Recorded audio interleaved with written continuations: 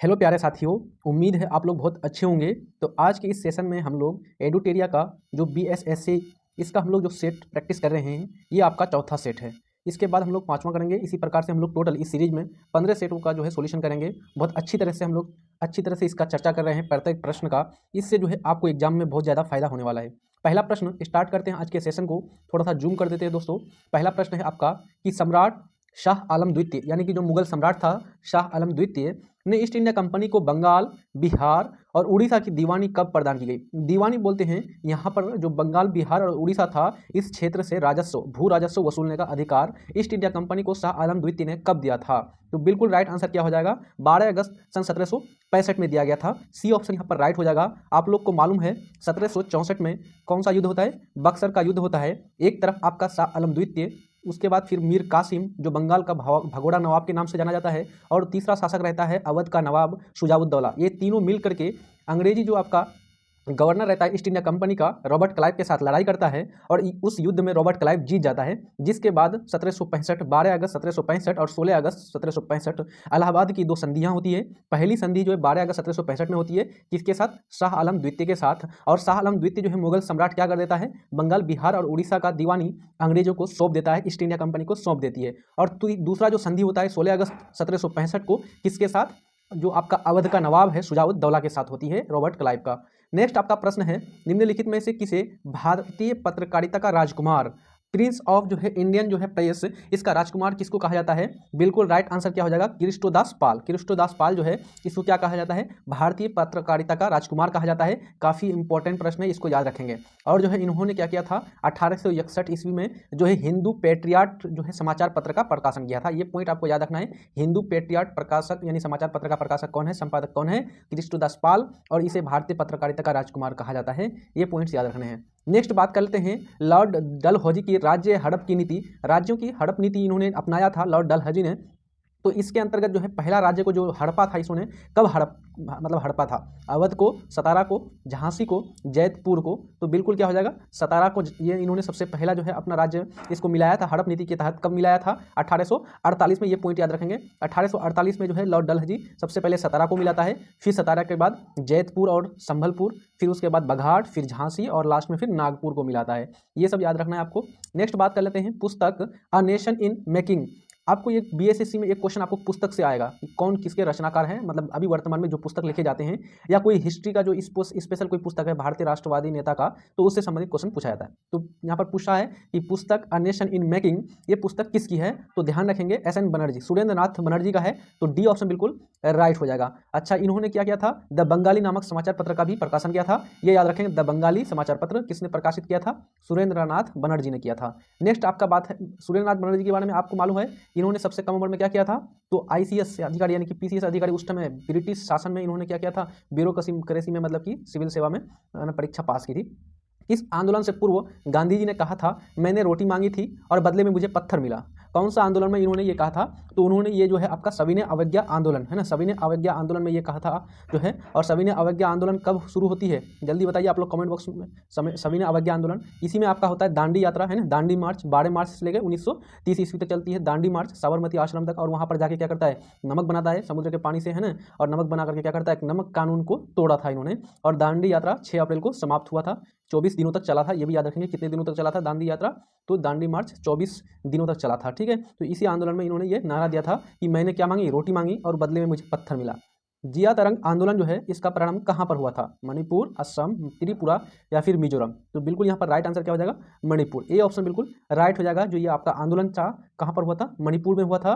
और कब हुआ था, सविनय अवज्ञा आंदोलन के दौरान हुआ था। ठीक है, याद रखेंगे, सविनय अवज्ञा आंदोलन जब हुई थी उसी टाइम जो है मणिपुर में ये आपका आंदोलन हुआ था, जिया तरंग आंदोलन। नेक्स्ट आपका है, मुसलमानों में शिक्षा जो है प्रसार के लिए बिहार के किस जिले में 1872 ईस्वी में साइंटिफिक सोसाइटी की स्थापना किया गया था, मुसलमानों में शिक्षा का प्रसार के लिए। तो कौन सा जिला, बिहार के किस जिले में, तो बिल्कुल राइट हो जाएगा बिहार का मुजफ्फरपुर जिला। तो डी ऑप्शन यहाँ पर बिल्कुल राइट हो जाएगा।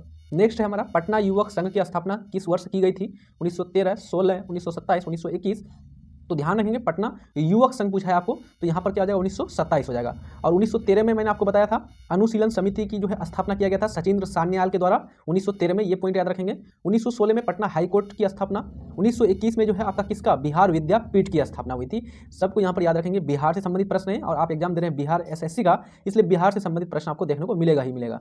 नेक्स्ट बात कर लेते हैं, हुमायूं द्वारा लड़े गए निम्नलिखित युद्धों में से सबसे बाद में कौन सा युद्ध लड़ा गया था। सबसे बाद में कौन सा इसमें युद्ध जो है लड़ा गया था। चौसा का युद्ध, देवरा का युद्ध, कन्नौज का युद्ध, सरहिंद का युद्ध। तो चौसा का युद्ध कब लड़ा गया था, डेट आप लोग लिख लीजिए यहाँ पर। तो चौसा का युद्ध आपका लड़ा गया था 1539 में, है ना, चौसा 1539। देवरा का युद्ध कब लड़ा गया था, 1531 में लड़ा गया था आपका। उसके बाद कन्नौज का तो सबको मालूम है, ये फेमस युद्ध है ना, इसमें हुमायूं की हार हुई थी, शेरशाह सूरी जीता था 1540 में। और सरहिंद का युद्ध के बाद हुमायूं दोबारा भारत में शासन करने लगता है, तो ये 1555 में हुआ था। तो सबसे बाद का युद्ध पूछा है तो आपको हो जाएगा यहाँ पर सरहिंद का युद्ध, सबसे बाद का लड़ा गया ये युद्ध था। नेक्स्ट बात कर लेते हैं हम लोग 10वें नंबर का, आदि ग्रंथ गुरु ग्रंथ साहब का संकलन निम्नांकित में से किसने किया था। गुरु नानक देव, गुरु तेग बहादुर, गुरु गोविंद सिंह, गुरु अर्जुन देव। इसमें से किसने जो है गुरु ग्रंथ साहब का संकलन किया था, संकलन। तो संकलन करने वाला कौन है, गुरु अर्जुन देव। यहाँ पर डी ऑप्शन बिल्कुल राइट हो जाएगा, इसका संकलन जो है ये आपका गुरु अर्जुन देव ने किया था। गुरु अर्जुन देव कौन सा जो है गुरु है, सिखों का ये 5वां गुरु है, ये पॉइंट आपको याद रखना, ये आपका 5वां गुरु है, ठीक है। नेक्स्ट बात कर लेते हैं, निम्नलिखित में से किस हड़प्पीय स्थल से एक उन्नत जल प्रबंधन का साक्ष्य मिला है, उन्नत जल प्रबंधन व्यवस्था। तो ये आपका कहाँ से मिला है, धौलावीरा से मिला है। तो बी ऑप्शन बिल्कुल राइट हो जाएगा, धौलावीरा से मिला है आपका। अच्छा ध्यान रखेंगे, कालीबंगा जो है ये काली रंगी चूड़ियाँ इसका अर्थ होता है, और कालीबंगा से जुता हुआ खेत मिला है। लोथल से जो है गोदीवाड़ा का साक्ष्य मिला है, लोथल से ही क्या मिला है, बंदरगाह मिला है ना, गोदीवाड़ा बंदरगाह। नेक्स्ट है, निम्नलिखित में से किसने समुद्रगुप्त को भारत का जो है नेपोलियन कहा है। भारत का नेपोलियन समुद्रगुप्त को किसने कहा है, हरीसेन ने, जेम्स प्रिंसेप ने, विंसेंट स्मिथ ने, या फिर आपका विलियम जोन्स ने। तो यहाँ पर बिल्कुल राइट आंसर क्या हो जाएगा, विंसेंट स्मिथ, इसी को बोलते हैं वीए स्मिथ, विंसेंट आर्थर स्मिथ, ठीक है। तो यहाँ पर सी ऑप्शन बिल्कुल राइट हो जाएगा। भारत का नेपोलियन किसको कहा है, समुद्रगुप्त को। समुद्रगुप्त किस वंश का शासक है, तो समुद्रगुप्त जो है आपका गुप्त वंश का शासक है। गुप्त वंश की स्थापना किसने किया था, गुप्त वंश की स्थापना श्रीगुप्त ने किया था, श्रीगुप्त के बाद आपका आता है चंद्रगुप्त प्रथम, और चंद्रगुप्त प्रथम पहला शासक है जो कौन सी उपाधि लेती है, महाराजा धीराज की उपाधि लेती है, ठीक है। नेक्स्ट बात कर लेते हैं, निम्नलिखित में से कौन सा कथन असत्य है, यानी कि गलत कथन इसमें से कौन है। बौद्ध धर्म में आत्मा की मान्यता नहीं है, यानी उसमें जो है आत्मा को नहीं माना गया है, क्या ये बिल्कुल राइट है कि नहीं है, बिल्कुल राइट है। मैंने बताया था पिछला वीडियोस में कि बौद्ध धर्म में आत्मा को माना गया है, ये नहीं माना गया है, जबकि जो है पुनर्जन्म को माना गया है ना। तो यहाँ पर कह रहा है कि बौद्ध धर्म में आत्मा की मान्यता नहीं है, तो बिल्कुल सही है। बौद्ध धर्म में पुनर्जन्म की मान्यता है, बिल्कुल सही है। बौद्ध धर्म में संघ में प्रस्ताव के पाठ को अनुशासन कहा जाता था, ये आपका भी सही है। जो उसका प्रस्ताव के पाठ को जो है क्या कहा जाता था, अनुशासन कहा जाता था। लेकिन यहाँ पर आपका डी ऑप्शन में जो दिया हुआ है ना कि बौद्ध धर्म में संघ की सदस्यता राजा के सेवक, चोर, दास एवं रोगी व्यक्तियों को भी प्रदान की जाती थी, ये आपका बिल्कुल क्या है, असत्य है, ये आपका बिल्कुल गलत है, ठीक है। यहाँ पर ध्यान रखेंगे, डी ऑप्शन बिल्कुल राइट हो जाएगा। नेक्स्ट बात कर लेते हैं, अगला है हमारा संविधान सभा की अंतिम बैठक निम्नलिखित में से कब हुई थी। तो अंतिम बैठक आपको मालूम ही है 24 जनवरी 1950 को हुई थी, और 26 जनवरी 1950 को जो है हमारी भारत का संविधान क्या होता है, लागू होता है ना। चलिए नेक्स्ट हम लोग बात कर लेते हैं, लोकसभा में कितनी सीटें अनुसूचित जाति और अनुसूचित जनजाति प्रतिनिधियों के लिए जो है आरक्षित रखा गया है, 131। दोनों को मिला करके अगर करेंगे तो कितना हो जाएगा, 138, क्योंकि 84 सीटें जो है आपका अनुसूचित जाति के लिए रखा गया है, और जो है आपका जो है 84 सीटें और 47 सीटें जो है अनुसूचित जनजाति के लिए रखा गया है, और दोनों को सबको जोड़ेंगे तो 7 4 कितना हो जाएगा, 11, 8 4 12 और 1 13, 131 हो जाएगा, ठीक है, ध्यान रखेंगे। नेक्स्ट आपका है राष्ट्रीय पेंशन प्रणाली, नेशनल पेंशन सिस्टम एनपीएस, निजी क्षेत्र के अंतर्गत एनपीएस से जुड़ने की अधिकतम आयु निम्नलिखित में से कौन सी है ना, यानी इससे जुड़ने की अधिकतम आयु कौन सी, आपको अधिकतम आयु पूछ रहा है, तो बिल्कुल राइट आंसर क्या हो जाएगा, सी ऑप्शन 65 वर्ष। 65 वर्ष के बाद नहीं जुड़ सकता है, तो सी ऑप्शन बिल्कुल राइट हो जाएगा। निम्नलिखित में से कौन सा एक पंचशील का सिद्धांत नहीं है, पंचशील का सिद्धांत जो है नेहरू जी द्वारा अपनाया गया था, पंचशील का सिद्धांत, तो इसमें कौन सा नहीं है, शांतिपूर्ण सह अस्तित्व, तो बिल्कुल उसमें शांतिपूर्ण की बात कही गई थी, है ना। तो अगर मैं पंचशील सिद्धांत आपके के बारे में बात करें तो पहला आपका क्या सिद्धांत था कि एक दूसरे के क्षेत्र की अखंडता और संप्रभुता का क्या किया जाएगा, सम्मान किया जाएगा। दूसरा उसका था सिद्धांत कि एक दूसरे पर आक्रमण नहीं किया जाएगा, कोई भी एक देश दूसरे देश पर आक्रमण नहीं किया करेगा। तीसरा है कि दूसरे देश के आंतरिक मामले में कोई भी देश हस्तक्षेप नहीं करेगा। चौथा क्या था कि परस्पर सहयोग करेगा और जो है लाभ को बढ़ावा देगा। और पांचवा आपका क्या था, शांतिपूर्ण सह अस्तित्व की नीति का पालन करना, ठीक है। ये आपका पंचशील सिद्धांत था, पंच यानी 5 है ना। तो यहाँ पर शांतिपूर्ण सह अस्तित्व बिल्कुल ठीक है। उसके बाद है क्षेत्रीय अखंडता के लिए पारस्परिक जो है सम्मान, तो ये भी आपका बिल्कुल क्या है, राइट है ना, उसी में तो था आपका सम्मान, एक दूसरे का सम्मान करना है। आंतरिक मामलों में अहस्तक्षेप यानी हस्तक्षेप नहीं करना, बिल्कुल राइट है। लेकिन नाभिक निवारण इसके बारे में उसमें चर्चा नहीं था, तो सी ऑप्शन बिल्कुल राइट हो जाएगा, पंचशील सिद्धांत के अंतर्गत ये नहीं आता है। नेक्स्ट बात कर लेते हैं, संविधान सभा का उपाध्यक्ष कौन था। अध्यक्ष तो सबको मालूम होता है, अध्यक्ष जो है अस्थायी अध्यक्ष कौन था, अस्थायी अध्यक्ष और जो है अस्थायी अध्यक्ष, जल्दी बताइए कमेंट बॉक्स में कि अस्थायी अध्यक्ष कौन था और अस्थायी अध्यक्ष कौन था। तो अस्थायी अध्यक्ष डॉक्टर सचिदानंद सिन्हा थे, है ना, 3 दिन के लिए जो चुने गए थे। और जो है डॉक्टर राजेंद्र प्रसाद उसका जो है अस्थायी अध्यक्ष था। और जो है उसका उपाध्यक्ष अगर पूछेगा तो कौन हो जाएगा, डॉक्टर एच.सी. मुखर्जी। डॉक्टर एच.सी. मुखर्जी जो है क्या थे, उसके उपाध्यक्ष थे। तो बी ऑप्शन बिल्कुल राइट हो जाएगा। नेक्स्ट आपका बात कर लेते हैं, केंद्रीय और प्रांतीय विधान परिषदों में सदस्यों को अनुपूरक प्रश्न पूछने का अधिकार किस अधिनियम के माध्यम से मिला। अब देखिए यहाँ पर एक वर्ड आया है दोस्तों, अनुपूरक प्रश्न। अनुपूरक प्रश्न किसको बोलते हैं, मान लीजिए आपका ये आपका मंत्री है, ठीक है, यानी अंग्रेज के शासनकाल की बात करें अगर, तो अगर मान लीजिए एक मंत्री है या कोई पोस्ट पर है और यहाँ पर ये भारत का कोई नेता है, ठीक है, भारतीय नेता। अब इससे एक प्रश्न पूछा कि आपने जो है ये आपका प्रोजेक्ट, ये जो योजना था, इसके लिए आपने क्या क्या काम किया, ठीक है। तो अब इधर से मंत्री क्या देगा, उसको जवाब देगा। जवाब दिया उसको, मान लीजिए ये भारत का जो नेता है ये जो है क्या है, ये इससे सेटिस्फाइड नहीं हुआ, इससे संतुष्ट नहीं हुआ, तो ये फिर दोबारा जो प्रश्न पूछेगा कि नहीं हमको समझ में नहीं आया, दोबारा समझाइए, दोबारा दूसरा क्वेश्चन करेगा उसी से संबंधित, उसको थोड़ा सा क्या करने के लिए, बढ़िया से जानने के लिए। तो इस प्रकार के प्रश्न बोलते हैं अनुपूरक प्रश्न, यानी एक प्रश्न को समझने के लिए दूसरा प्रश्न करना, है ना। तो अनुपूरक प्रश्न, ये अनुमति कब दिया गया था, ब्रिटिश शासन में। तो आपका कौन सा अधिनियम के द्वारा दिया था, 1909 में दिया गया था, भारत शासन अधिनियम 1909। और भारत शासन अधिनियम 1909 को ही क्या कहा जाता है, पार्लियामेंटो सुधार के नाम से जाना जाता है। और इसी में जो है पृथक निर्वाचन पद्धति की शुरुआत होती है, ठीक है। नेक्स्ट आपका संसद सदस्यों की निर्भरता या फिर अयोग्यता, संसद का सदस्य बनने के लिए जो अयोग्यता है या निर्भरता है, इस पर जो है प्रश्न का निर्णय जो है कौन लेगा। अगर मान लीजिए कोई व्यक्ति है और जो है ये आपका क्या है, गलत तरीके से चुन करके पहुंच गया है, इन्होंने जो है अपना जो है आयु, अगर मान लीजिए लोकसभा का सदस्य बनने के लिए कितना होना चाहिए, मिनिमम न्यूनतम आयु 25 वर्ष होना चाहिए। तो मान लीजिए 24 वर्ष 23 वर्ष जो है इसका उम्र होता था, लेकिन इन्होंने कहीं तरह से गलत तरीके से जो है सर्टिफिकेट ये करके सुधार करवा करके बढ़ा दिया अपना उम्र और जाकर के लोकसभा का सदस्य बन गया। तो ये तो आपका अयोग्य होगा, लेकिन अयोग्यता होगा, लेकिन इस पर निर्णय कौन देगा कि ये आदमी अयोग्य है, तो इस पर निर्णय देगा आपका कौन देगा, निर्वाचन आयोग देगा, ठीक है, वो खुद स्वतंत्र होता है। तो भारतीय निर्वाचन आयोग किससे परामर्श करेगा, राष्ट्रपति से परामर्श देकर करके कौन देगा, भारत का निर्वाचन आयोग, ठीक है। चलिए आगे बात कर लेते हैं, अंतर्राष्ट्रीय अम्ल वर्षा सूचना जो है केंद्र स्थापित किया गया है। अंतर्राष्ट्रीय अम्ल वर्षा सूचना केंद्र कहाँ पर स्थापित किया गया है, तो इसको स्थापित किया है ओस्लो में। कहाँ पर किया गया है दोस्तों, ओस्लो में इसको किया गया है, ठीक है, ये ध्यान रखेंगे आप लोग। नेक्स्ट बात कर लेते हैं हम लोग, भारतीय मानक समय की यामोत्तर नहीं गुजरती है, यानी कि भारत का जो स्टैंडर्ड टाइमलाइन है, मानक समय रेखा है, ये कौन से राज्य से नहीं गुजरती है। तो देखिए आंध्र प्रदेश से गुजरती है, आपको तो मालूम ही है। उसके बाद छत्तीसगढ़ से गुजरती है, महाराष्ट्र से नहीं गुजरती है, उत्तर प्रदेश से भी गुजरती है ना। ध्यान रखेंगे आपका कौन कौन सा राज्य से गुजरती है, उत्तर प्रदेश, मध्य प्रदेश, छत्तीसगढ़, उड़ीसा और आंध्र प्रदेश, 5 राज्यों से होकर के गुजरती है ना। इस प्रकार से अगर मैप में देखेंगे आप तो यहाँ पर हो जाएगा आंध्र प्रदेश से जाती है, फिर उसके बाद आपका कौन सा में हो जाएगा, उड़ीसा में, फिर छत्तीसगढ़, मध्य प्रदेश और उत्तर प्रदेश, 5 राज्यों से होकर के भारत का जो है मानक समय रेखा जाती है, जो उत्तर प्रदेश के मिर्जापुर से होकर गुजरती है ना। कौन से भारतीय राज्य की अधिकतम सीमा म्यांमार से स्पर्श करती है, यानी कि भारत का कौन सा राज्य है जो म्यांमार से सबसे ज्यादा जो है सीमा रेखा साझा करती है। तो क्या हो जाएगा आपका राइट आंसर, अरुणाचल प्रदेश करती है, बी ऑप्शन बिल्कुल राइट हो जाएगा। नेक्स्ट बात कर लेते हैं, निम्नलिखित में से दक्षिण भारत की सबसे ऊंची चोटी कौन सी है। सबसे ऊंची चोटी बजाना है कहाँ का, दक्षिण भारत का। अगर हिमालय का पूछेगा तो माउंट एवरेस्ट हो जाएगा, और भारत का पूछेगा तो आपका क्या हो जाएगा, हाँ भारत का क्या हो जाएगा आपका, भारत का जल्दी से बताइए आप लोग। अगर हमको दक्षिण भारत का पूछा है तो यहाँ पर क्या हो जाएगा आपका, अनाईमुडी हो जाएगा, भारत का हो जाएगा अनाईमुडी, ठीक है। तो ए ऑप्शन बिल्कुल राइट हो जाएगा आपका।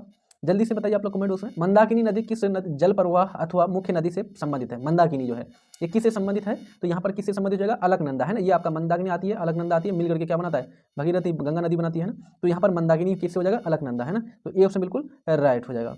अगला है हमारा, निम्नलिखित में से कौन सा जो है जलप्रपात नर्मदा नदी पर नहीं बनता है। यहाँ पर आपको क्वेश्चन पूछ रहा है कि नर्मदा नदी पर कौन सा जलप्रपात आपका नहीं बन रहा है, कपिल धारा, भालकुंड, दुग्ध धारा, भेड़ा घाट। तो यहाँ पर क्या बिल्कुल राइट हो जाएगा, ये आपका जो है भालकुंड, ये नर्मदा नदी पर आपका नहीं है, बल्कि ये आपका कहाँ पर है, राहतगढ़ जो है, भालकुंड को जो है क्या कहा जाता है, राहतगढ़ जलप्रपात कहा जाता है इसको।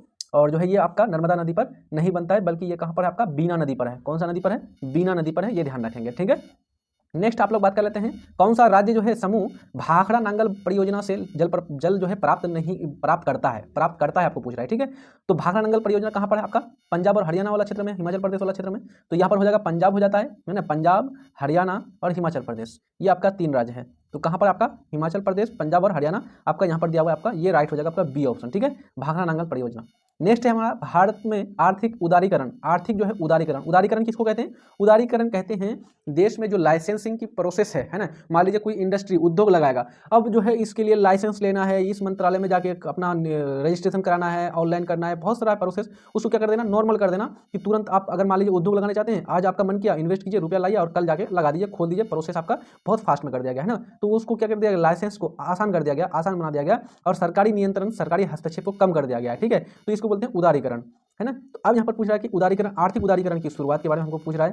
तो यहाँ पर कह रहा है कि इसके बारे में क्या है, औद्योगिक लाइसेंस नीति में वास्तविक बदलाव के साथ भारतीय रुपये के परिवर्तन यह नहीं होगा, प्रत्यक्ष विदेशी निवेश में कार्यान्वयन यानी कि औपचारिकता दूर करने के साथ नहीं होगा, कर दरों में जो है महत्वपूर्ण कटौती नहीं होगा, औद्योगिक लाइसेंस नीति में क्या करना, वास्तविक बदलाव करना, यही आपका आर्थिक उदारीकरण के साथ यानी कि से जुड़ा हुआ है भारत में, ठीक है। और कब अपनाया गया था, 1991 में अपनाया गया था, जो आपका एलपीजी सुधार जिसको बोलते हैं, लिबरलाइजेशन, प्राइवेटाइजेशन और ग्लोबलाइजेशन, ठीक है। चलिए नेक्स्ट बात कर लेते हैं हम लोग। नेक्स्ट आपका प्रश्न है आपका 29वें नंबर का, नीचे दिए गए क्रेडिट रेटिंग एजेंसी पर विचार कीजिए और उन्हें कालक्रम के अनुसार व्यवस्थित करना है, केयर, इकरा और फिर क्रिसिल। तो ये तीनों आपको दिया हुआ है और तीनों का अगर आपको स्थापना वर्ष मालूम है तो आप तीनों को सजा लेंगे। तो अगर देखेंगे इसको बढ़िया से, तो जो केयर है इसकी स्थापना कब की गई है, 1993 में, यानी कि 1993 में किया गया है, जबकि इकरा का कब किया गया, 1991 में किया गया है, और जो है आपका ये क्राइसिल है जो इसका 1987 में किया गया है, 1987। तो अब कालक्रम के अनुसार मिला देंगे ना, 87 के बाद क्या हो जाएगा 91, 91 के बाद हो जाएगा 93, है ना, ये आपका मिला लेंगे तो 3, 2, 1 हो जाएगा, बिल्कुल राइट, 3, 2, 1 आपका ए ऑप्शन राइट हो जाएगा। नेक्स्ट बात कर लेते हैं, निम्नलिखित में से कौन सा जो है सही सुमेलित नहीं है। एक तरफ आपको समिति दिया हुआ है और एक तरफ उससे संबंधित कार्य दिया गया कि किस पर उन्होंने कार्य किया। तो गोस्वामी समिति, अब यहाँ पर बोला कि गोस्वामी समिति जो है किससे संबंधित मतलब कि है, तो ये गोस्वामी जो समिति था ये औद्योगिक जो है रुग्णता से संबंधित था, बिल्कुल ठीक है, कि किस प्रकार से उद्योगों को बचाया जाए, है ना, जो भी उद्योग जो है डेड हो गए, मर चुके हैं, उसको दोबारा किस प्रकार से पुनर्जीवित किया जाए, इसके बारे में गोस्वामी समिति जो है कार्य किया था। जानकी रमन समिति, ये किससे, शेयर घोटाले की जांच पड़ताल के लिए किया गया था, बिल्कुल राइट है आपका। मल्होत्रा समिति जो है बीमा इंश्योरेंस क्षेत्र में सुधार के लिए किया गया था। और जो है तारापुर समिति जो है पूंजीगत खाते में जो है रुपए की परिवर्तनीयता पर सवाल यानी कि काम किया था, ठीक है, बैंकिंग ग्राहक सेवा पर काम नहीं किया ये। तो यहाँ पर डी ऑप्शन जो है मिलान नहीं है सही से। तारापुर समिति किससे मिला हुआ है, तो तारापुर समिति आपका पूंजीगत खाते में क्या है, आपका परिवर्तनीय रुपये की परिवर्तनीयता से संबंधित है। भारत में तृतीय क्षेत्र आप लोग मालूम है ना, आर्थिक क्षेत्र का यानी कि आर्थिक की जगह 3 क्षेत्र आपका टोटल, एक आपका प्राथमिक, एक द्वितीय क्षेत्र, एक आपका तृतीय क्षेत्र। प्राथमिक क्षेत्र को क्या कहता है, कृषि क्षेत्र, द्वितीय क्षेत्र को उद्योग क्षेत्र और तृतीय क्षेत्र को क्या कहा जाता है, आपका सेवा क्षेत्र कहा जाता है, ठीक है। तो अब यहाँ पर बोला है कि इसको कौन जो है इसमें सम्मिलित नहीं है, तृतीय यानी कि सेवा क्षेत्र में व्यापार एवं परिवहन, अगर व्यापार कर रहा है या फिर आपका मान लीजिए कोई गाड़ी चला रहा है, कार चला रहा है, तो वो क्या करता है, सेवा प्रदान करता है ना, तो ये आपका तीसरा क्षेत्र में आता है। परिवर्तन एवं संचार, बैंकिंग, बीमा, अगर आप बैंक में जाते हैं अपने रुपये रखवाते हैं इस प्रकार से, तो वो क्या करता है, आपको सेवा प्रदान करता है, तो दूसरा नंबर भी होगा। वानिकी और मत्स्य, ये यानी कि पेड़ पौधे लगाना, खेती बाड़ी करना, मछली पालन, ये किस में आता है, ये आपका पहला क्षेत्र में यानी कि प्राथमिक क्षेत्र में आता है, जो कृषि क्षेत्र के नाम से जाना जाता है, तो ये आपका नहीं होगा। तो 1 और 2 आपका किसके अंतर्गत आ जाएगा, सेवा क्षेत्र के अंतर्गत, इसलिए हमारा कौन सा ऑप्शन राइट हो जाएगा, बी ऑप्शन बिल्कुल सही हो जाएगा। नेक्स्ट हमारा भारत सरकार की राजकोषीय नीति का निम्न में से कौन एक उद्देश्य नहीं है, राजकोषीय नीति का। तो राजकोषीय नीति जो भारत सरकार बनाती है इसका क्या उद्देश्य होता है, गरीबी को दूर करना, है ना, सकल घरेलू उत्पाद को बढ़ाना, रोजगार का सृजन करना, जो है राज्य के व्यापार का जो है ये राज्य का व्यापार का नियमन ये नहीं करता है, बल्कि मूल्य स्थिरता बना रहे, यानी महंगाई नहीं हो, मुद्रास्फीति को नियंत्रित करना, धन आय का जो है न्यायोचित मतलब कि न्यायोचित वितरण हो, कि किस राज्य को कितना धन देना है, इस प्रकार से, है ना, विभिन्न प्रकार के परियोजनाओं को लागू करवाना, ये सारे कार्य है उसका। तो पूर्ण रोजगार बिल्कुल राइट है, रोजगार प्रदान करना, मूल्य स्थिरता किस प्रकार से जो है महंगाई नहीं बढ़े, है ना, उस पर कंट्रोल करना है, तो बिल्कुल ठीक है। अंतर्राज्यीय व्यापार का नियमन ये नहीं करता है, सी ऑप्शन बिल्कुल इसका जो है इस राजकोषीय नीति के अंतर्गत नहीं आता है, आपको ध्यान रखना ये आपका, ठीक है। चलिए नेक्स्ट बात कर लेते हैं आपका अगला प्रश्न 33 नंबर का, भारत में खाद्य प्रबंधन का निम्न में से कौन सा एक उद्देश्य नहीं है, खाद्यान्नों का वितरण, खाद्यान्नों की खरीद, खाद्यान्नों के बफर स्टॉक का रखरखाव, खाद्यान्नों का निर्यात, ये किसके अंतर्गत नहीं आता है। तो अगर मान लीजिए खाद्य प्रबंधन किया जा रहा है तो वो क्या होगा, खाद्यान्नों का वितरण किया जाता है ना, अभी जो चलता है कोटा में, है ना, मतलब कि जिसको बोलते हैं सार्वजनिक वितरण प्रणाली, जिसमें जो है एक व्यक्ति के लिए 4 किलो जो है चावल, गेहूँ, इस प्रकार से दिया था ना कोटा में, तो ये आपका बिल्कुल राइट है, इसका उद्देश्य है। खाद्यान्नों की खरीद, तो क्या करता है, खाद्यान्न खरीदते हैं ना पहले किसानों से, तब उसके बाद बांटते हैं, तो बिल्कुल राइट है। खाद्यान्नों के बफर स्टॉक का रखाव, है ना, इसको इस प्रकार से रखना है कि ये खराब ना हो जाए, इसको जो है चूहा या फिर अन्य तरीके से बर्बाद न किया जाए, तो बिल्कुल ठीक है। लेकिन खाद्यान्नों का निर्यात ये इससे संबंधित नहीं है, तो 33 नंबर का डी ऑप्शन बिल्कुल राइट हो जाएगा, ठीक है। नेक्स्ट आपका 34 नंबर का प्रश्न है, भारत में औद्योगिक क्षेत्र की उपलब्धि को मापने के लिए निम्न में से कौन सी संस्था औद्योगिक उत्पादन के सूचकांक को जारी करती है। NSSO करती है, RBI करती है, CSO करती है, या फिर ISI करती है, कौन करता है, तो बिल्कुल क्या हो जाएगा, CSO, है ना, सेंट्रल स्टैटिस्टिकल ऑफिस करती है, केंद्रीय जो है सांख्यिकी कार्यालय करती है, सी ऑप्शन बिल्कुल राइट हो जाएगा, औद्योगिक उत्पादन के सूचकांक को जारी करता है, ठीक है, ध्यान रखेंगे। नेक्स्ट हमारा भारत के बजट में किस वर्ष जो है वस्तु के लेन देन पर जो है CTT प्रस्तुत किया गया था, बजट में किस वर्ष जो है वस्तु लेन देन कर, है ना, CTT, तो तो ये कब कब से किया गया है, तो बिल्कुल यहाँ पर 35 नंबर का क्या हो जाएगा, 2013-14 से लागू किया गया था। तो हमारा कहाँ पर ऑप्शन है, ए ऑप्शन बिल्कुल राइट हो जाएगा। नेक्स्ट हमारा द्रोणाचार्य पुरस्कार। द्रोणाचार्य पुरस्कार किससे संबंधित है, तो द्रोणाचार्य पुरस्कार दिया जाता है मतलब कि बढ़िया प्रशिक्षक। मान लीजिए क्रिकेट है, अब क्रिकेट जो है, क्रिकेट लोग क्या किया जाता है, पहले कोच होता है ना उसका, तो बॉलर कोच अलग से होता है, फील्डर कोच अलग से होता है, बैटिंग कोच अलग से होता है। वो कोच क्या करता है, प्रशिक्षण करता है, प्रशिक्षण का काम करता है, बताता है कि ऐसे शॉट खेलनी है, ऐसे फील्डिंग करनी है ना। तो वो हुआ प्रशिक्षक। तो अच्छे प्रशिक्षक को क्या किया था, गुरु द्रोणाचार्य का पुरस्कार दिया था, द्रोणाचार्य पुरस्कार नाम से, ठीक है। तो इसकी शुरुआत पूछ रहा है कि इसकी शुरुआत कब की गई थी, तो इसकी शुरुआत कब हुई थी आपको यहाँ पर बताना है। तो 1900 कब हुआ था, 1985 में। यहाँ पर डी ऑप्शन बिल्कुल राइट हो जाएगा, ध्यान रखेंगे आप लोग। उसके बाद जो है अर्जुन पुरस्कार की शुरुआत कब हुई थी, 1961 में अर्जुन पुरस्कार की शुरुआत हुई थी, है ना, ये ध्यान रखेंगे आप लोग। चलिए नेक्स्ट बात कर लेते हैं हम लोग आगे। आकाशदीप पुस्तक के लेखक है, आकाशदीप जो पुस्तक है इसके लेखक कौन है, यशपाल, जयशंकर प्रसाद, अमृत प्रीतम या फिर कुलदीप नैयर। तो बिल्कुल राइट क्या हो जाएगा, 37 नंबर का पुस्तक ये कौन है, जयशंकर प्रसाद, है ना। जयशंकर प्रसाद जो है आपका क्या हो जाएगा, आकाशदीप पुस्तक का लेखक हो जाएगा, ठीक है, ध्यान रखेंगे। और जो है सुमित्रानंदन पंत जो है वो किसका है, पल्लव का है। पल्लव जो है सुमित्रानंदन पंत है। झांसी की रानी पर जो लिखी गई है कौन है, सुभद्रा कुमारी चौहान है हम, ठीक है। चलिए नेक्स्ट हमारा केंद्रीय भवन निर्माण अनुसंधान संस्थान कहाँ स्थित है, केंद्रीय भवन निर्माण अनुसंधान, है ना, यानी कि भवनों का निर्माण करने के लिए जो अनुसंधान है इसके लिए कहाँ पर है, रुड़की, पुणे, मैसूर, नई दिल्ली। तो बिल्कुल क्या हो जाएगा, रुड़की, है ना। ये ऑप्शन जो है आपका बिल्कुल राइट हो जाएगा, ध्यान रखेंगे। उसके बाद अगर पूछे आपको भारतीय मौसम वेधशाला कहाँ पर है, मौसम, तो यहाँ पर आपका पुणे हो जाएगा, बिल्कुल राइट। अगर आपको डीआरडीओ का मुख्यालय पूछा जाएगा डिफेंस के लिए, जो डीआरडीओ का है तो वो नई दिल्ली में है। अच्छा, अगर आपको पूछे कि मौसम पूर्वानुमान केंद्र कहाँ पर है, तो नई दिल्ली में है, ये याद रखेंगे। समुद्र विज्ञान केंद्र कहाँ पर है, तो गोवा की राजधानी पणजी में है आपका, ठीक है। राष्ट्रीय वन अनुसंधान केंद्र कहाँ पर है, आपका देहरादून में है। राष्ट्रीय खाद्य जो है उसके लिए आपका केंद्र कहाँ पर है, हैदराबाद में है, ठीक है। नेक्स्ट आपका है भारत की पहली बोलती फिल्म जो है आलम आरा किस वर्ष प्रकाशित हुई थी, है ना। आलम आरा जो पहली फिल्म है भारत की बोलती फिल्म, 21 वर्ष इसको प्रकाशित किया गया था, बिल्कुल राइट क्या हो जाएगा, 1931 यानी 1931 में। अगला प्रश्न है बिहार जाति आधारित गणना 2022, है ना, ये जो आर्थिक सर्वेक्षण किया गया है, तो यहाँ पर अनुसार बिहार की कुल जनसंख्या कितनी है, आपको टोटल जनसंख्या बताना है। तो बिल्कुल कितना जनसंख्या है, 13 करोड़, यानी कि 13,07,25,310 है, ठीक है, ध्यान रखेंगे। तो बी ऑप्शन बिल्कुल राइट हो जाएगा। शांति के क्षेत्र में नोबेल पुरस्कार, बीबीआई लगा दीजिए, ये क्वेश्चन आपको मैं 100% लेकर के दे रहा हूँ, ये क्वेश्चन आपको आना है तो आना है, ठीक है। शांति का पुरस्कार जो है 2023 का किसको दिया गया, सितंबर में जो दिया गया था, किसको दिया गया शांति का पुरस्कार, तो दिया गया है नरगिस मोहम्मदी को। किसको दिया गया है, नरगिस मोहम्मदी को दिया गया है शांति का पुरस्कार, ध्यान रखेंगे आप लोग, ठीक है, नोबेल पुरस्कार। और भारत का नोबेल भारत के लिए मतलब कि इसको दिया गया है, रविन्द्रनाथ टैगोर को एक बार दिया गया था 1913 में, रविन्द्रनाथ टैगोर को कब दिया गया, 1913 में दिया गया है। और उसके बाद जो है मदर टेरेसा को कब दिया गया, मदर टेरेसा को दिया गया 1979 में दिया गया, ठीक है।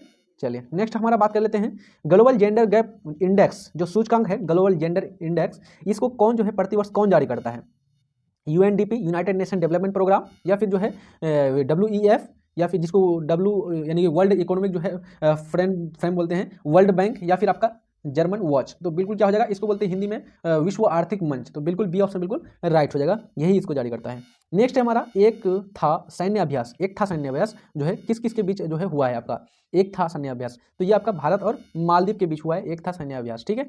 नेक्स्ट आपका विश्व तंबाकू निषेध दिवस 2023 का जो थीम क्या है, एक थीम से क्वेश्चन पूछेगा आपको, क्वेश्चन जो पूछेगा आपको एक थीम से आएगा, ठीक है। तो अलग अलग है ना थीम रखा जाता है अलग अलग दिवस का।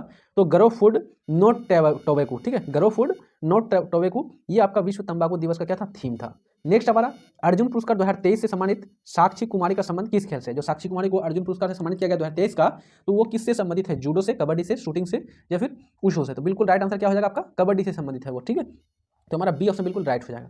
नेक्स्ट हमारा 19वां G20 शिखर सम्मेलन जो है आयोजन कहाँ किया जाएगा, 19वां जो किया जाएगा, अभी इससे पहले 18वां किया गया था 9-10 सितंबर में भारत में, कहाँ पर किया गया था, भारत का नई दिल्ली मंडपम, है ना, आपको मालूम ही है इसमें, ये आपका 18वां G20 शिखर सम्मेलन था। और 19वां कहाँ पर होगा, तो आपका ब्राजील में होगा, ठीक है। तो ब्राजील आपका बी ऑप्शन बिल्कुल राइट हो जाएगा। नेक्स्ट हम लोग बात कर लेते हैं ऑस्ट्रेलिया ओपन 2023 जो है महिला एकल का खिताब किसने जीता है, ऑस्ट्रेलिया ओपन 2023 महिला एकल का खिताब, महिला एकल, तो महिला एकल का खिताब किसने जीता है जल्दी बताइए। तो 47 नंबर का क्या हो जाएगा, आर्याना सवालेंका, अब आर्याना सवालेंका ने जीता है, तो हमारा ए ऑप्शन बिल्कुल राइट हो जाएगा, ठीक है। नेक्स्ट बात कर लेते हैं, अब इसी में से अगर आपको पूछेगा कि पुरुष एकल का खिताब किसने जीता है 2023 का ओपन जो है पुरुष एकल का खिताब, तो वो हो जाएगा आपका नोवाक जोकोविच ने जीता है आपका पुरुष एकल का खिताब, ठीक है। नेक्स्ट बात कर लेते हैं मुख्यमंत्री शिक्षा जो है पुरस्कार योजना की शुरुआत किस जो है राज्य ने शुरू किया है, मुख्यमंत्री शिक्षा पुरस्कार किस राज्य ने, बिहार, झारखंड जो है, छत्तीसगढ़, ये उड़ीसा, या फिर आपका दो जगह यहाँ पर झारखंड दे दिया है वैसे, तो यहाँ पर आपका राइट आंसर क्या आ जाएगा, उड़ीसा ने, उड़ीसा राज्य ने जो है आपका इस योजना को शुरू किया है, मुख्यमंत्री शिक्षा पुरस्कार योजना, ठीक है। न्यू डेवलपमेंट बैंक का नया सदस्य कौन बना है? अभी जो है वर्तमान में एनडीबी का जो सदस्य बना है वर्तमान में कौन बना है? ईरान, मिस्र, यूएई, अफगानिस्तान। तो बिल्कुल क्या हो जाएगा आपका मिस्र। और मिस्र की राजधानी कहाँ है? मिस्र की राजधानी काहिरा है। ध्यान रखेंगे मिस्र में को जो है नील नदी का देन कहा जाता है, यहीं पर मिस्र की सभ्यता का विकास हुआ था। ईरान की राजधानी तेहरान। यूएई की राजधानी कहाँ है आपका? यूएई यानी कि जिसको यूनाइटेड अरब अमीरात जिसको बोलते हैं, इसकी राजधानी कहाँ है आपका? अबू धाबी है ना। उसके बाद आपका अफगानिस्तान की राजधानी काबुल है आपका, ठीक है। नेक्स्ट हमारा NVS जो 01 उपग्रह है, इसको जो है किस प्रक्षेपण, किस लॉन्चिंग व्हीकल से जो है इसको लॉन्च किया गया है?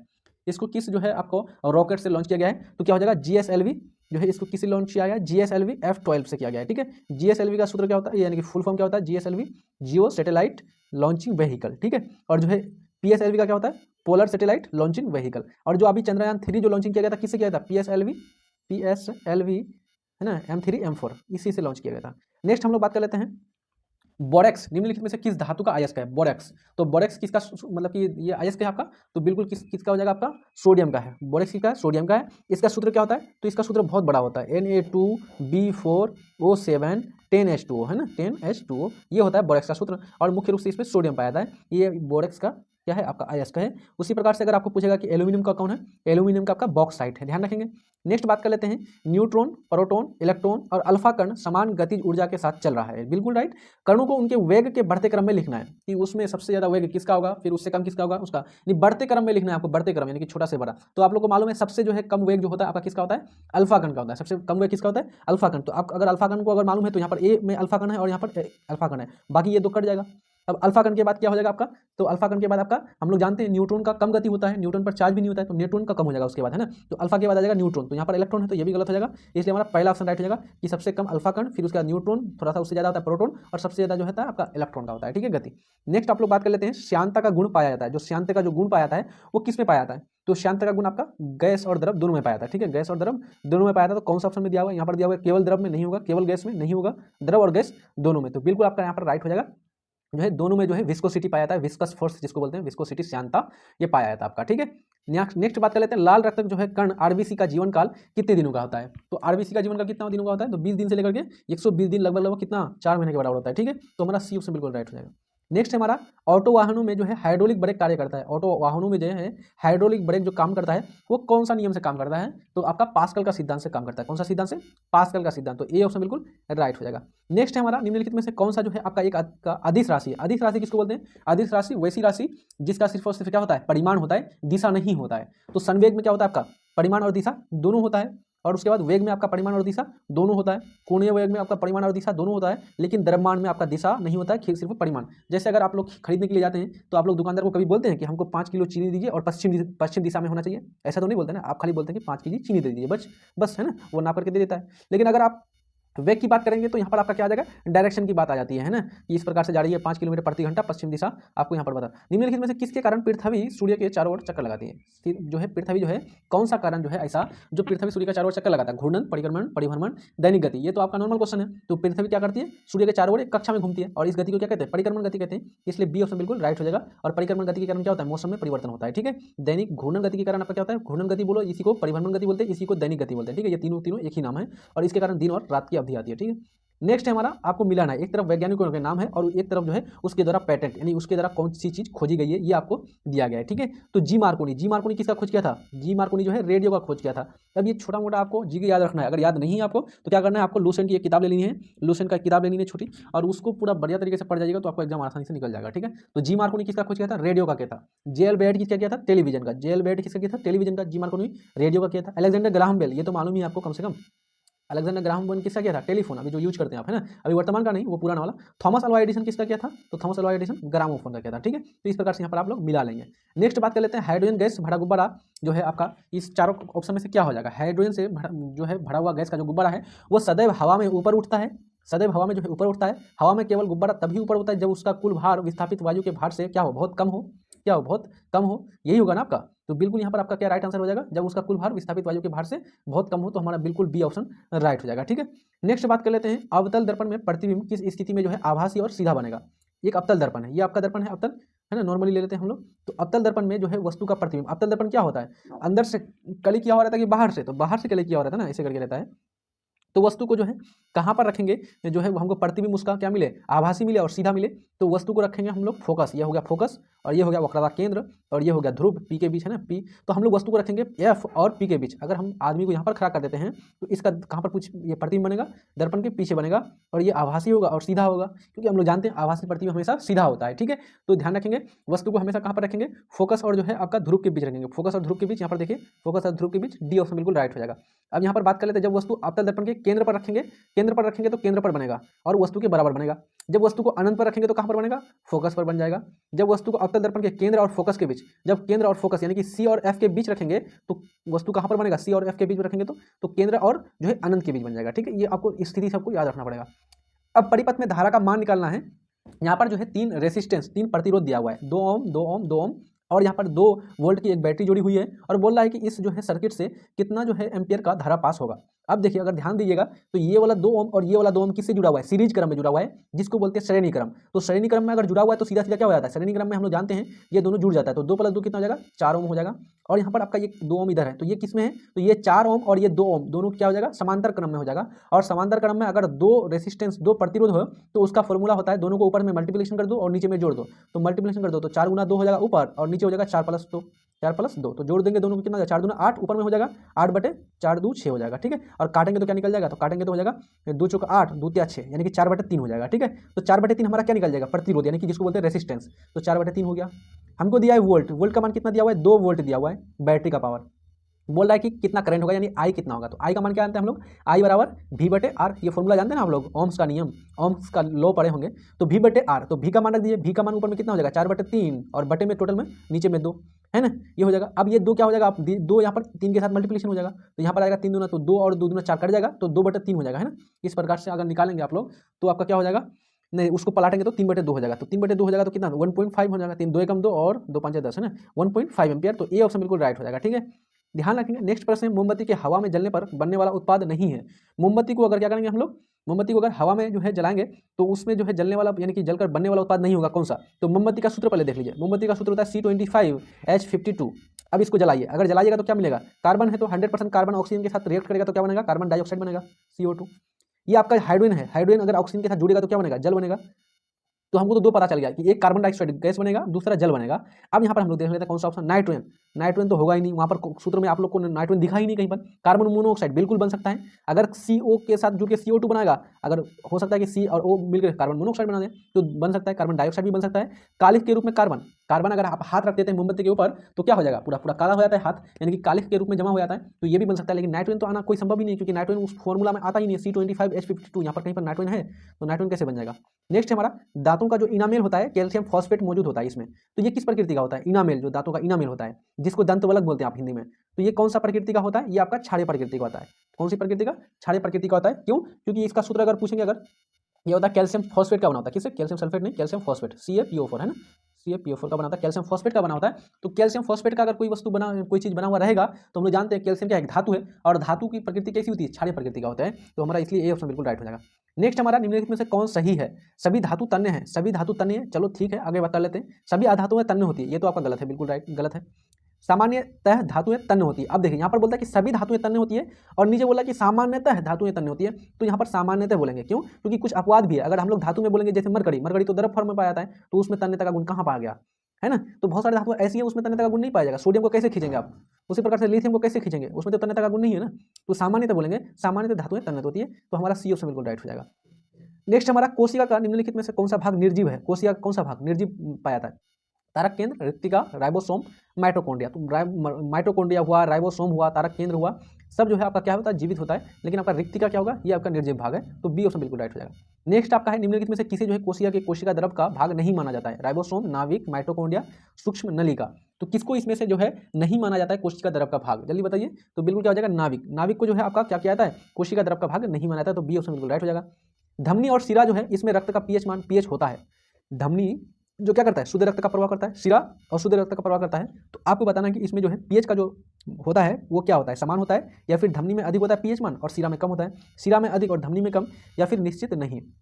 तो ध्यान रखेंगे दोस्तों, सीरा में जो है पीएच मान क्या होता है, अधिक होता है। सीरा में क्या होता है, अधिक होता है और धमनी में कम होता है। तो यहाँ पर क्या हो जाएगा, सीरा में अधिक और जो है धमनी में कम। सी ऑप्शन बिल्कुल राइट हो जाएगा। ठीक है, नेक्स्ट बात कर लेते हैं हम लोग, निम्नलिखित में से कौन सी वास्तविक रूप से मछली है, कौन सी जो है वास्तविक रूप से मछली है, आपको बताना है। Star fish, jelly fish, stock fish, समुद्री घोड़ा। ये तो क्वेश्चन आप लोग को मालूम है, 9th क्लास का जो है बायो में पढ़े होंगे। जल्दी से बताइए, इसका कमेंट करके आप लोग बताइए इसका आंसर क्या होगा। जंपिंग जिन के सिद्धांत, जंपिंग जिन का जो सिद्धांत दिया था ये किसने दिया था, जल्दी से बताइए। तो 69 नंबर का क्या हो जाएगा, बार्बर मैकली टांक ने दिया था। क्या, बार्बर मैकली टांक। तो सी ऑप्शन बिल्कुल राइट हो जाएगा आपका। नेक्स्ट हमारा, मानव शरीर में पाए जाने वाले तत्व मात्रा के अनुसार आपको सही क्रम में बताना है कि सबसे ज़्यादा मात्रा किसकी पाई जाती है, फिर उससे कम किसकी पाई जाती है, उससे कम किसकी पाई जाती है। तो यहाँ पर क्या हो जाएगा आपका, सबसे ज़्यादा तो आप लोग को मालूम है, सबसे ज़्यादा हमारा शरीर में क्या पाया था, ऑक्सीजन पाया था। तो ऑक्सीजन हमको यहाँ पर दिया हुआ है, ऑक्सीजन यहाँ पर दिया हुआ है, यहाँ दिया हुआ है नाइट्रोजन तो गलत हो जाएगा, कार्बन दिया हुआ है तो गलत हो जाएगा। ऑक्सीजन के बाद हमारा पूरा का पूरा शरीर क्या बना है, जिस जीवाश्मों से है, यानी कि कार्बन पाया जाता है ना, कार्बन मैक्सिमम। तो कार्बन हो जाएगा हमारा सही। नाइट्रोजन हमारे शरीर में नहीं है मात्रा ज़्यादा। ये आपका क्या हो जाएगा, कार्बन। कार्बन के बाद क्या है, हाइड्रोजन। हाइड्रोजन के बाद नाइट्रोजन। नाइट्रोजन का कैल्शियम। तो हमारा ए ऑप्शन बिल्कुल यहाँ पर राइट हो जाएगा। ठीक है, 70वें नंबर का।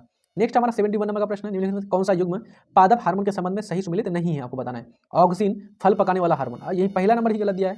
फल पकाने वाला हार्मोन कौन सा है, फल पकाने वाला हार्मोन आपका एथिलीन, एथिलीन बोलते हैं इसको। ठीक है, ऑक्सीजन क्या करता है, वृद्धि करता है। ठीक है, तो ये हमारा पहला ही ऑप्शन आपका राइट हो जाएगा। नेक्स्ट हमारा, रासायनिक परिवर्तन में शामिल है, रासायनिक परिवर्तन जो है इसमें से कौन शामिल है। तो रासायनिक परिवर्तन में क्या होता है, वस्तु अपना पूरा का पूरा गुण बदल, मतलब खो देता है, वो दोबारा अपने गुण को प्राप्त नहीं कर सकता। तो अभिक्रिया करने वाले पदार्थ और बनने वाले उत्पाद के भार में कोई परिवर्तन नहीं होता है, नहीं होता है क्या, रासायनिक परिवर्तन होगा तो होता है। क्यों, जैसे कोई एक कागज है, कागज का आपके पास 5 गो पेज है, वो है आपका, तो उसका वेट अलग होगा और उसको जला देंगे तो राख बन जाएगा, तो उसका वेट बदल जाएगा ना। तो यहाँ पर ये नहीं होगा इसका आंसर। आगे बात कर लेते हैं, केवल जो है संरचना में परिवर्तन होता है, अवशोषण या ऊर्जा की मुक्ति होती है। तो यहाँ पर आपका बिल्कुल राइट हो जाएगा सी नंबर।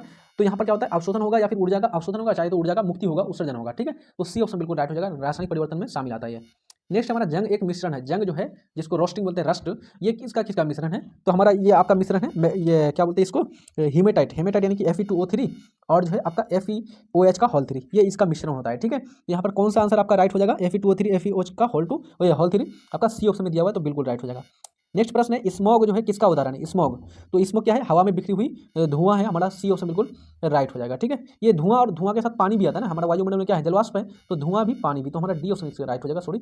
नेक्स्ट और आज के सेशन का लास्ट प्रश्न है, इनमें से कौन सा जो है विद्युत का सर्वोत्तम चालक है। सर्वोत्तम चालक आपको बताना है इन चारों में से, साधारण जल, उबलता हुआ जल, समुद्री जल, आश्रित जल। तो ध्यान रखेंगे समुद्री जल हो जाएगा इसमें राइट। क्यों, क्योंकि समुद्री जल में सबसे ज्यादा सोडियम क्लोराइड पाया जाता है, सोडियम क्लोराइड NaCl। और हम लोग जानते हैं अगर इसको तोड़ेंगे तो क्या बन जाएगा, सोडियम और यहाँ पर माइनस हो जाएगा, और जहाँ पर भी आयन होता है वो क्या होता है, विद्युत का चालन करेगा वो। तो इसलिए सबसे ज्यादा मात्रा में यही चालन करता है, विद्युत का सुचालक होता है, सर्वोत्तम चालक हो जाएगा। तो हमारा सी ऑप्शन बिल्कुल राइट हो जाएगा। आई थिंक ये सेशन आप लोग को काफी अच्छा लगा होगा। मैं आपसे रिक्वेस्ट करूंगा, चैनल में न्यू है तो जल्दी से सब्सक्राइब कर दीजिए, दोस्तों तक इसको शेयर कर दीजिए और पढ़ते रहिए अच्छी तरह से। मिलते हैं